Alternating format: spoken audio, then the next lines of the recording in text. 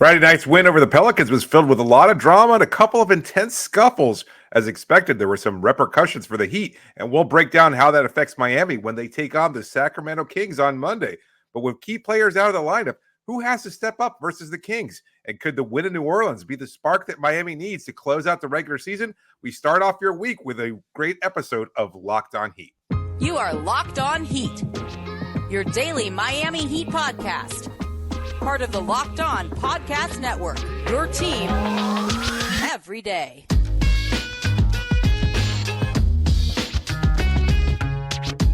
All right, welcome to Locked On Heat, your daily podcast on the Miami Heat. I'm Wes Goldberg, editor at allyoucanheat.com. Joining me as always, longtime NBA reporter David Ramil. However you're tuning in on YouTube, Odyssey, or your favorite podcast app, thanks so much for making Locked On Heat your first listen every day. Today's episode is brought to you by FanDuel. Make every moment more. Right now, new customers get $150 in bonus bets with any winning $5 bet. That's $150 if your bet wins. Visit FanDuel.com/lockedon to get started. Let's jump right in with some news. Jimmy Butler and Nikola Jovic have been suspended from Monday night's game in Sacramento after Friday night's bench-clearing scuffle in New Orleans. Before we get to who needs to step up with those guys out and whether or not we believe if the Heat are turning the corner at this point in the season, what are we calling Friday night, David? Is it a scuffle? Are we using brawl, a dust up, a brouhaha? I mean, yeah, a brouhaha would be appropriate for the Cajun kind of sounding effect there, but it's just Friday night. A brew with like a RIAUX or something, however they do it. yeah, there you go. Oh, that's good, actually. Brouhaha. Yeah. ESPN went with scuffle. Yeah, scuffle. The Herald went with fight. The Sentinel used altercation. I went with brawl over at All You Can Heat. I think, but I like brouhaha. Brouhaha is good. It was so weird. Like it just seemed like it inflated. It completely caught fire so quickly, and it kind of at the same time the fight seemed like it had been building for a while. Like New Orleans fans. Maybe I don't watch enough Pelicans games, but boy, were they whining for every potential foul call. Like every call that went against them was, oh, no way, that's impossible. And if Miami got a foul call, I was like, no, that's impossible, ridiculous, no way. So they were complaining loudly, but I think it was an overly physical game, especially when you have a 300-pound point guard bringing the ball up and just bulldozing his way past any human being in his place. And so there was going to be a level of physicality. That was the baseline for the game. Jonas Valanciunas a little bit physical too. He's a physical guy. And Najee Marshall is a guy who gets into these kinds of things. That's sort of that's his MO. Yeah. I was a little surprised to see Jimmy. I wonder what it was that happened, because I don't think we've got any clarification on that, why he pushed Najee in the first place. And it seemed like on replay, like he might have pushed him in the chest, maybe even mid-contact with the neck area, and to which Marshall responded by trying to choke Jimmy Butler. Jimmy wasn't having that. So it was really interesting to see how it all played out. I thought it was fun. It was weird. It was weird because Kevin Love is pushing Zion under the basket. Zion, after the game, had actually said that if anything, like Kevin Love had his hand on him, but if anything, was trying to brace his fall. And Zion said, I would have actually fallen harder had Kevin Love not sort of helped me brace my fall. He didn't have to fall at all. Like you watch the replay, like he gets tied up, but he didn't have to fall. He just kind of like collapsed. I don't know if it was to whether that's the Zion exhaustion. Special. Yeah, I think it's a little bit of exhaustion. It's a lot. He's just like, I'm just gonna nap right here for a second. Yeah. I'm just gonna lay down right here. Somebody bring me a beanie, damn it. Yeah. But then he goes, but then Jimmy Butler and Najee Marshall are sort of under the basket. There's like a rebounding thing, and Butler does push Najee Marshall. I don't think he needed to push him, but I also didn't think it was overly aggressive. Sometimes those things happen, nothing happens, right? So whatever. It's just a physical game, like you said. And then I don't know if Marshall started trying to go after Kevin Love because he saw Kevin Love, maybe like from his vantage point, it looked like he pushed Zion to the ground or whatever it was. But then they started getting into it. Jimmy goes for Najee Marshall's chest, and it looked like it just slipped. His hand had slipped up from his chest and touched his throat. Najee Marshall, in the heat of the moment, was like, oh, this guy just touched my throat. I'm going to put my hands on his throat. And now they're both at literally each other's throats here, right there. And then both benches clear. And then we get basically the brawl. And then it starts to simmer down a little bit. And then Thomas Bryant and Jose Alvarado are getting into it. Jose Alvarado goes with like the jump punch because he's like a foot shorter than Thomas Bryant. And Bryant's swinging. I've never seen Nikola Jovic that mad in my He was entire life. pissed. I've never seen Jimmy Butler that mad. I've definitely never seen Baltic- Nikola Jovic that mad. The Jaime Baltic Jaquez was getting boys, into it. yeah, he got punched in the face. Jaime got Yeah. punched in the face. Like it was, he shrugged it off like it was nothing. But those Baltic boys, there's a lot of war torn anger. trauma over there. Like they've seen a lot of things. It's like, oh, a scuffle on the court, that's nothing. You know, Right. I've seen bombings at noon. You know, it's like this is like a completely different animal. You know, I don't mean to make light of it, but it's of course. he does have he has incredible. Like I expect that kind of rage from him, but yeah, he surely stepped up. We didn't mention that Bryant suspended 3 games for his role, so it's like it's not where he was playing much, but he won't be allowed out in the court there. Yeah, and that the little Pelicans, Najee Marshall got a 1 game, and then Jose Alvarado got 3 games as well. And I was a little in the moment. I was like, yeah, the guys get ejected, and maybe there'll be a fine, and then that'll be it. And now I'm like, yeah, you just don't really see bench clearing brawls very much in the NBA, and when they do happen, it's just a bad look for the league. Ever since Malice in the Palace, they've been really, really hard on this. So I shouldn't be surprised that there were suspensions handed out. Kind of bad for Thomas Bryant, because this was the game. This was the trip where they're going to be in Denver, and now he's going to be suspended for the game where he was supposed to get his ring, his championship ring. So I think they'll figure it out. I think they'll let him.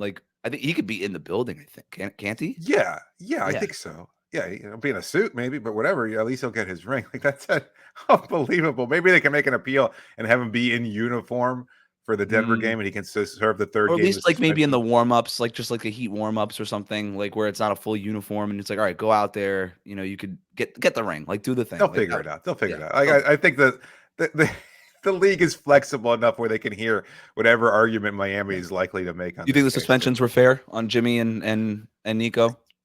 I mean, it's in line with what happened. Again, we don't know what exactly was said. We saw the physical altercation. You described it pretty well, given the fact that the fight had calmed down, and then that yippy little Chihuahua starts throwing a punch at Bryant. You would expect there to be a heavier suspension for those guys, because basically everything had calmed down and they just re-aggravated, and that led to another clearing there. I also want to say for some people, they swung. They made contact with each other. Where Jimmy and somebody else swung on Jaime, and I don't know who that was. I don't know. I don't know if video clarified either. I didn't bother going all Zapruder film on it, trying to figure out exactly who threw that punch or anything else like that. But I also want to point out that for people thinking that Ira Winderman of the Sun Sentinel was snitching on the team by revealing who it was he saw come off the bench, it doesn't work that way. The league doesn't take reporters' tweets into account. They go over the video themselves, and they can see where they're. I didn't even know Ira got blowback on that. That's so funny. Oh, yeah, a lot of people were saying it's not his job to protect the team. It's his job to report on what's happening. Quit snitching. He doesn't work for the Heat. He was just saying, if by what I saw, suspensions could come for Jimmy Butler, Thomas Bryant, Bam Adebayo, and Nikola Jovic. So I think once Jovic was not in the game at the point. So when he comes off that's the whole thing. He leaves the Heat's bench and gets on the court and does all that thing. And so that's why he gets suspended, when somebody that was actually, it's weird, like somebody who was actually in the game in that moment. Yes. Even though they're involved a little bit in the fight, they can't get suspended for coming off the bench when they weren't in the game, right? So it's sort of a weird kind of wrinkle. It's a result of the Knicks Heat brawls from the 90s, because of that one fight where people came off the bench and everything else like that. The flip of Charlie Ward, after that point, they were like, dude, we can't have you guys coming off the bench like that. Right. That's just a bad look, So that's where penalties became harsher. Shout out to that Heat fan that the videos caught, the cameras caught leaving Smoothie King Center. Just with of course, a Dwayne Wade jersey, has the bright blue Vice jersey. He's got his bottle of whatever he has with him. Chain on. I think he was like, that guy would have been perfectly in Miami. He was just transplanted directly to New Orleans just for a couple of hand grenades. He was like, I don't know how many hand grenades deep at that point, but he was letting it fly. He deserved more. Yeah, drink on us. They should fly him out. Heat, if you're listening, and I know that you are, bring him out there. Come on, have him come to Miami. Find him, identify him. Make him like how in wrestling they have like a hype man, kind of comes out before like the wrestlers. So he just kind of takes a loop around the ring, kind of getting people fired up. Have him just do a lap around the Kaseya Center court and just get people fired up right before the rematch. Have him come out there. Think about that. Such a great idea. He's got to. They would never do that. They would never do that. That's not that organization. That's not how they see themselves. The NBA would never allow it.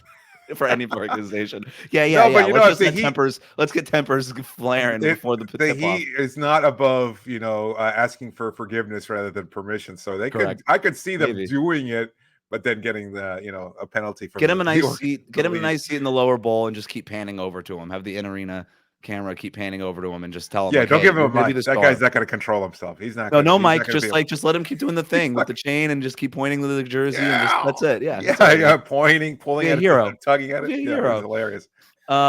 Yeah, like it was. I thought it was such an interesting thing. I love that after that game, we can actually talk about the game. The Heat go on a 7-0 run or 9-0 run. I'm sorry. Pretty soon after the ejections happened, Bam Adebayo takes over with 12 points in that fourth quarter. Great and defense. it was a tight game up until that point, and Miami basically ran away with it over those last few minutes after the ejections took place. So I love how they responded to it, and we've seen this in the past, how heated moments like this can turn into win streaks, right? We saw this a couple years ago when Jimmy Butler and Eric Spoelstra almost came to blows on the sideline, and they end the year on what 6-game win streak basically before resting their starters in the final game of that season. And that propelled them to the number 1 seed and obviously to the Eastern Conference Finals, where they were a game away from making the NBA Finals. So this is an organization that kind of rallies around that. We are going to talk about whether or not the Heat are peaking at the right time here in a little bit. But next, who needs to step up on Monday night with Jimmy Butler and Nikola Jovic out? Who will Spo go with to replace 2 starters, plus some injury news and notes, all of that coming up next here on Locked On Heat. Today's episode of Locked On Heat is brought to you by Grammarly. No matter what kind of work you do, communication is always key. Believe me, here as the host of this podcast, as a writer, we need to be able to put words in a way that make a lot of sense to a lot of people. And so Grammarly is the partner that you're looking for. If you're looking to improve your communication skills, then Grammarly has you covered effectively and efficiently so you can make a bigger impact at work. 96% of Grammarly users report that Grammarly helps them craft more impactful writing. Like, who wouldn't want that? Whether it's an annual report, an email message, a letter to your boss, whatever it is that you're doing, especially if you're interacting with clients and you want to improve your communication, then Grammarly is the one for you. Grammarly is a gold standard of responsible AI with 14 years of experience and just about every IT certification under the sun. It's the secure writing partner that helps your team make their point and move on faster. Make a bigger impact at work with Grammarly. Sign up and download for free at Grammarly.com/podcast. That's GRAMMARLY.com/podcast. Easier said, done. Thanks for making Locked On Heat your first listen every day. Make sure you're subscribed on YouTube and on your favorite podcast app. Locked On has launched the first ever national sports 24/7 streaming channel on YouTube. Locked On Sports Today is here for you 24/7, covering the top sports stories of the day with the local experts of Locked On, plus our national shows covering every league. Go to Locked On Sports Today on YouTube and subscribe to the first ever national sports 24/7 streaming channel. David, I don't know if you can tell, but I am losing my voice. I can tell. I can't. Yeah. Tell. I don't know what happened. Next man up, I guess. I don't know. Yeah. Culture. I'm doing my best here. I might have to use Grammarly to just just write the podcast down. Somebody else can read it for me. Jimmy Butler and Nikola Jovic out Monday night because of the suspensions. Tyler Hero is undergoing an MRI on Sunday night. So we have, as the time we're recording this, about 6 p.m. on Sunday night. So we don't know what his status is going to be, but he sounds optimistic that he could play Monday night. But I'm sure the Heat will be careful with him. Yeah. And maybe the biggest news, Terry Rozier likely is going to be upgraded to questionable based on some of the reporting coming out of Heat practice on Sunday. So he was participating in practice. Josh Richardson no longer in a sling, according to a photo taken by Ira Winderman, who does, I guess, is snitching that Josh Richardson is no longer in a sling. I guess that's how it works now. Reporting equals snitching. This is reporting equals snitching, I suppose. But let's talk about what happens with the starting lineup, I guess, because obviously, Terry Rozier, Tyler Hero, TBD on those guys. Josh Richardson, I don't think he's going to play, although the progress seems encouraging. But Jimmy Butler and Nico, those guys started Friday night with all the injuries and everything like that. So with Rozier out, Spo went with a starting lineup, which was a little bit surprising, but then it made sense when you kind of thought about it. It was Tyler Hero, Caleb Martin at the 2 guard, essentially, Jimmy Butler going with Nikola Jovic back in at that starting power forward spot, and then obviously Bam at center. And so anytime that Spo is down an offensive player like Terry Rozier, he's going to sub in an offensive player like Nikola Jovic. Spo is basically at this point accepted, okay, I just need a certain amount of offensive leaning players out there for us to get to a certain point offensively where we could survive in the NBA in the year of 2024, right? And so I just think that's part of it. But now 2 of those starters are out. Yeah. We don't know who's coming back, but I don't know. What do you think? You think Rozier could play in this one? Do you think Tyler Hero could play in this one? I'm optimistic about Tyler. I don't know. It was such a weird injury too. Like his body moves faster than his brain does, or something. He just kind of like planted that right foot, or was it? Yeah, I think it was. I was wondering if there was sweat because that was after the fight and everything, and I'm wondering if there was like sweat on that side of the court. It was weird. There had been like 7 minutes of gameplay in between the fight and when that injury happened, so he wound up just overexerting and stretching. It was a hyperextension. It just looked a little awkward, and he fell. Scary at the first. It did look bad. Yeah, I thought it could have been a severe injury, but Miami has been, knock on wood, very lucky, because between the Rozier injury, between the Richardson injury, they all got hurt. We don't know what's happening with Tyler, but I expect him to start. I would say that. So given that, assuming he starts, I think it's going to be him, Duncan. I think it's going to be Caleb. I think it's going to be Jaime in place of Jimmy, basically, and then Bam Adebayo. So it's a smallish lineup, but I think it could work against Sacramento. So what are you saying? You said Bam, Caleb, Jaime. Yes. Tyler and Duncan. And Duncan and Tyler. Yeah. So that would leave your bench is thin. You've got Haywood Highsmith, basically. You got Kevin Love. I think that's it, really. Maybe some Alondas Williams, some man. I would like that. DeLon Wright did not get in on Friday night. Obviously, his first game back. They're trying to, he was talking about how he needs to learn the system and all these things. So he underwent his second Heat practice on Sunday. I'm assuming he's going to get minutes in this one. Yeah, I think so. If you recall Miami's win against Sacramento at the Kaseya Center, that one went very favorably for Miami, mostly because they were able to limit De'Aaron Fox. Like, Sabonis is going to have a big game. Malik Monk struggled. He's a random scrub Heat killer that a lot of people have thought of. Malik Monk.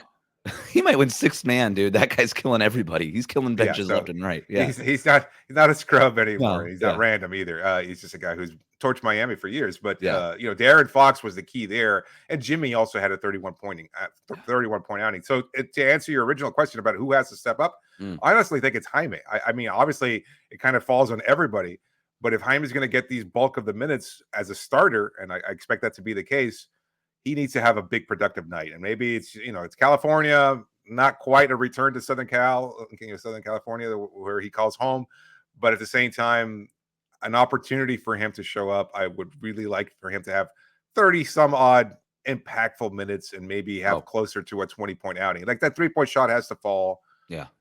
He has to be able to get to the basket. And I think Sacramento's defense is just porous enough where he can attack those seams there in the defense. So I think there's going to be opportunity for him.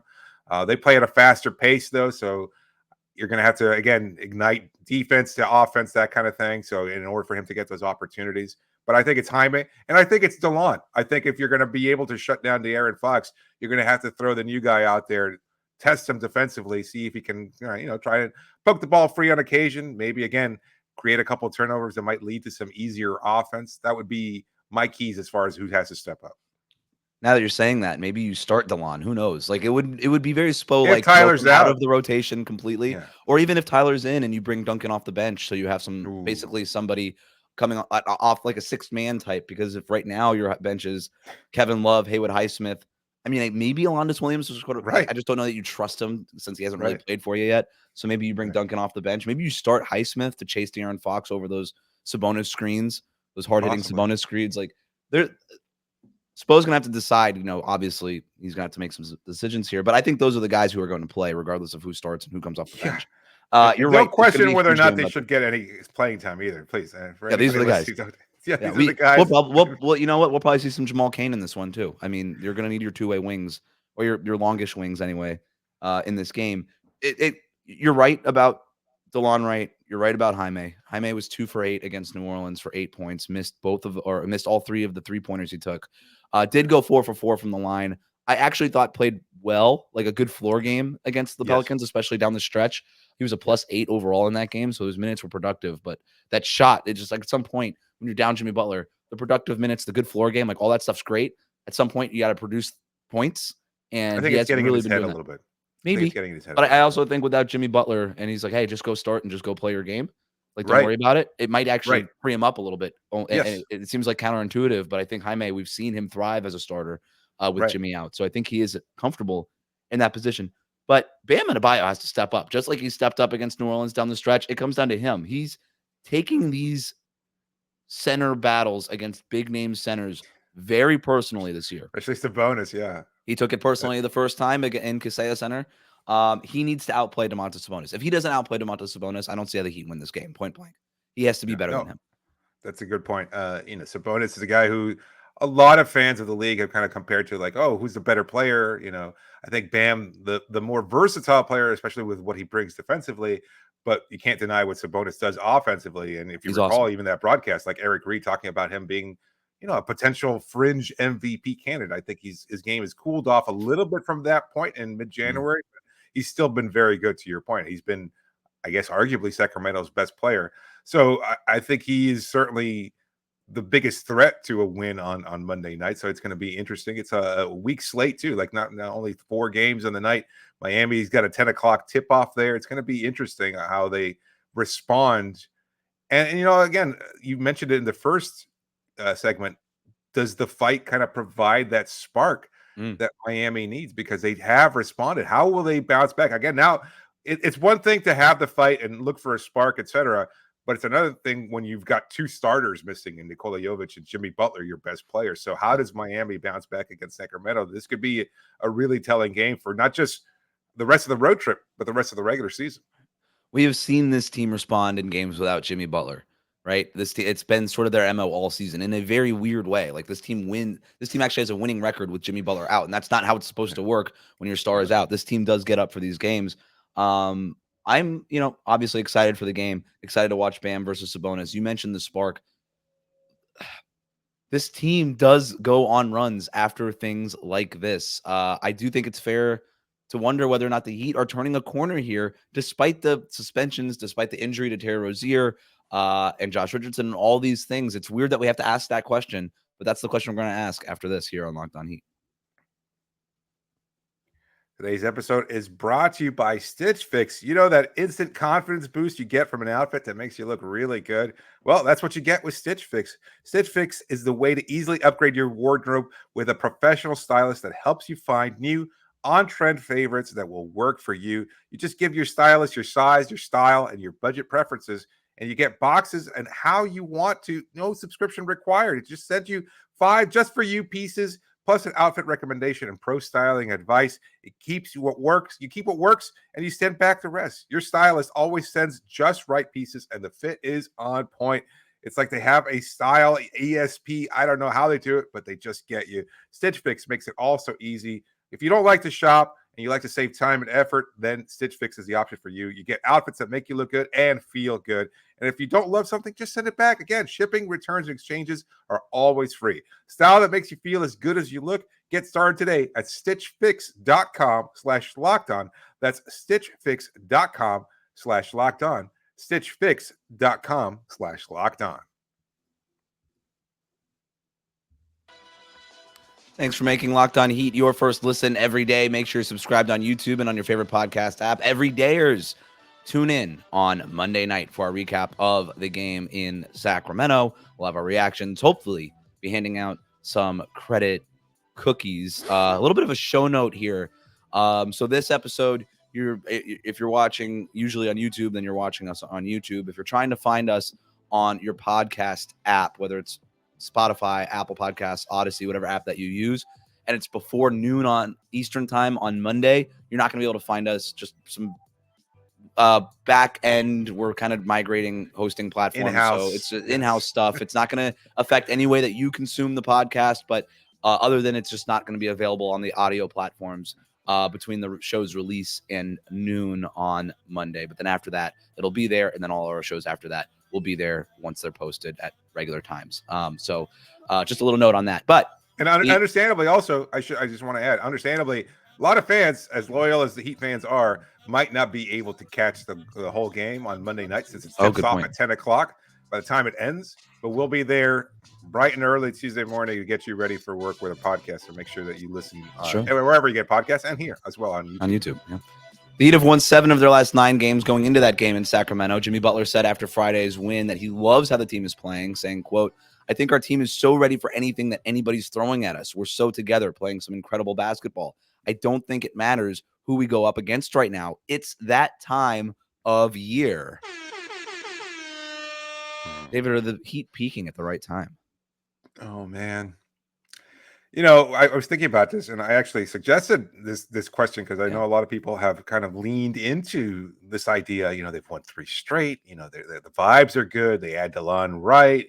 Despite the injuries, they're playing their defense. The hallmark of what defines this team. They've improved so much on that end from where they were, especially during the 7-game losing streak earlier in the season. And so everything is pointing in the right direction. And as much as I want to lean into that, I can't. I don't think that they are peaking just yet. I think there's just too much basketball left to be played.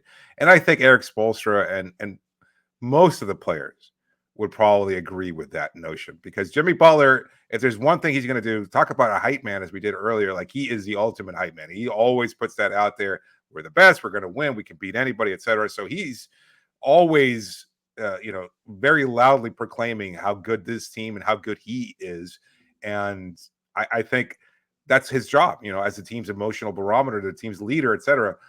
I just think that there's too much left of the season to be played, and too many different opportunities for a player to get hurt, for a player to step up, for something to go wrong or right on any given night. And I think they're playing very good basketball right now. I think they're building towards something, and I think that counts.